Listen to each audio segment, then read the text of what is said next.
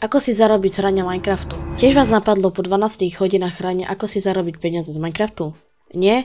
Nebojte sa, ani mňa. Poďme si to povedať. Máme niekoľko spôsobov. Za prvé, natáčanie na YouTube vám umožní získať peniaze z natáčania Minecraftu. Za video, ktoré má viac ako 8 minút, môžete mať reklamy. No, ale tie reklamy získať potrebujete splniť niekoľko krokov. Za prvé, mať viac ako 1000 odoberateľov. Za druhé, mať watch time 4000 napozeraných hodín za posledný rok. Následne za reklamy dostávate v priemere 2 €. To sa môže líšiť od krajín. Za druhé, eventy. No určite ste si už všimli, že napríklad Syriakari robí eventy, no často to je za peniaze. Takže stačí, že ste dobrým hráčom Minecraftu a môžete zarobiť peniaze. Stačí sa pripojiť na nejaký Discord server, ale musíte si dávať pozor, lebo veľa z nich je podvod. Tretie, účasť na Minecraft servery. Môžete pre nich stavať stavby. Za také lobby vám môžu zaplatiť nemalé čiastky a keby sa im to nepáčilo, môžete to predať napríklad na Buy by Bit, kde iba nahráte stavbu a ľudia vám to kúpia.